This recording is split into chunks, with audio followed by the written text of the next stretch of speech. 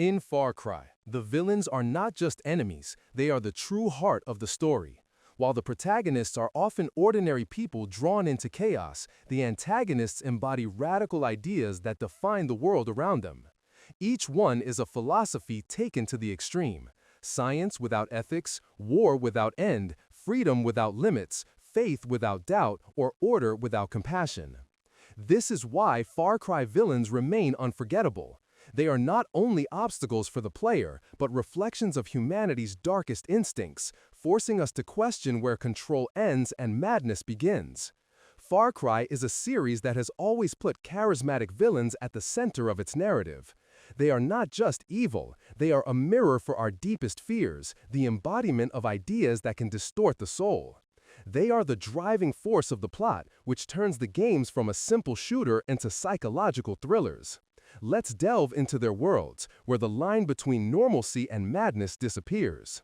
It all started with a cold, scientific calculation. In Far Cry 1, we meet Dr. Krieger. This former German scientist who founded the Krieger Corporation is obsessed with the idea of domination through genetic modifications.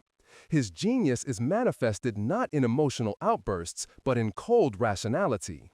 Krieger sees humanity only as research material, and his desire for the perfect weapon, turning mercenaries into superhuman mutants, turns into a real horror.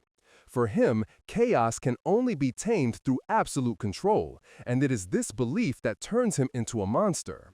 His laboratories are places where ethics have been stripped away, and every experiment becomes another step toward dehumanization. Krieger is an illustration of how scientific ambition can turn a paradise island into a laboratory of death, where progress without morality becomes its own apocalypse. From scientific madness, we move to philosophical despair.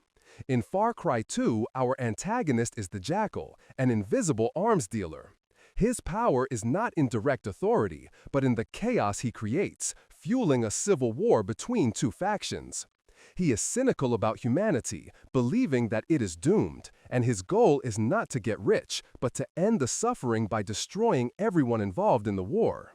The Jackal appears and disappears like a ghost, leaving only ashes behind. His figure is a dark mirror for the player, which makes one wonder, in a world where everyone is guilty, is anyone worth saving? He represents not just a merchant of death, but an executioner of ideals, convinced that the world cannot be repaired, only cleansed. The Jackal is the personification of nihilism, who believes that death is the fairest sentence, and war is the only way of cleansing. After the philosophical coldness, we plunge into pure madness. Far Cry 3 gave us two antagonists, but one of them became a legend. Vaas Montenegro is the embodiment of chaos. He rules his pirates through fear and unpredictability, enjoying psychological games. His madness is not a calculation, it is his very nature. Vaas is terrifying because he is honest in his insanity. He laughs, he mocks, he breaks down his enemies with words as much as with violence. His obsession with the player's character, Jason Brody, reflects his belief that madness is contagious, that anyone can fall into the same abyss. But behind him stands Hoyt Volker, who, unlike Vaas, is calm and calculating. Hoyt is a corporate villain whose power is in strategy and ruthlessness. He runs drug and slave empires with businesslike precision, turning suffering into profit. His signature poker games, where human lives are wagered like chips, symbolize his detachment from morality. Hoyt and Vaas are two extremes of power. Vaas embodies the danger of uncontrolled freedom that turns into destruction, while Hoyt is cold control that justifies any crimes. Together, they show that chaos and order are equally dangerous when they are ruled by ruthless people, two faces of tyranny that crush human will. From chaos, we move to refined tyranny. In Far Cry 4, we meet Pagan Min, the dictator of Kyrat.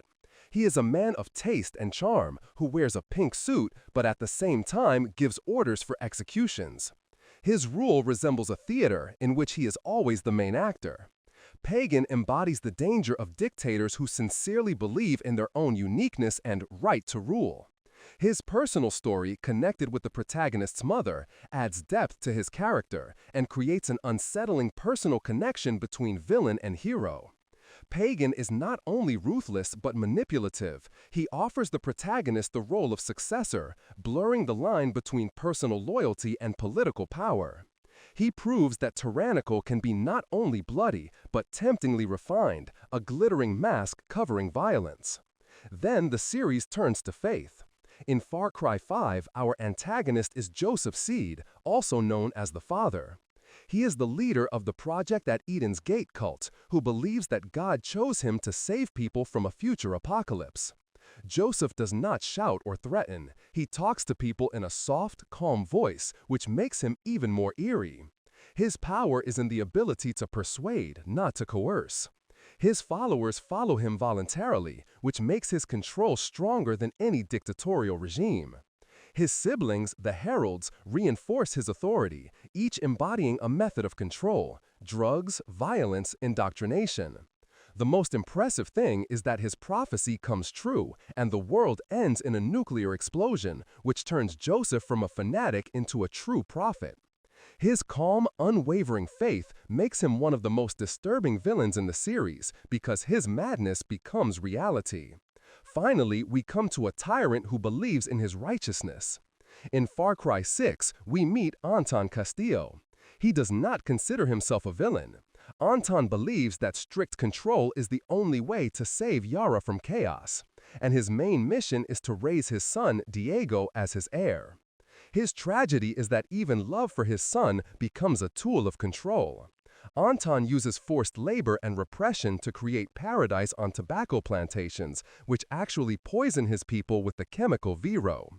His regime is sustained by propaganda, military might, and the idea that sacrifice justifies suffering. Anton is not a caricature of evil, but a dictator who genuinely believes he is saving his nation, making him all the more dangerous. He is a symbol of tyranny that sincerely believes that cruelty is a necessary sacrifice for the future of his people. From mad scientists and cynical philosophers to charismatic cultists and dictators, each Far Cry villain offers us their unique story. Their ideas, actions, and aspirations make us wonder what makes a person a monster and how chaos differs from order and faith from madness. They are not simply obstacles for the player, they are reflections of human extremes, each a warning of how ideology, when taken to its limit, can become horror.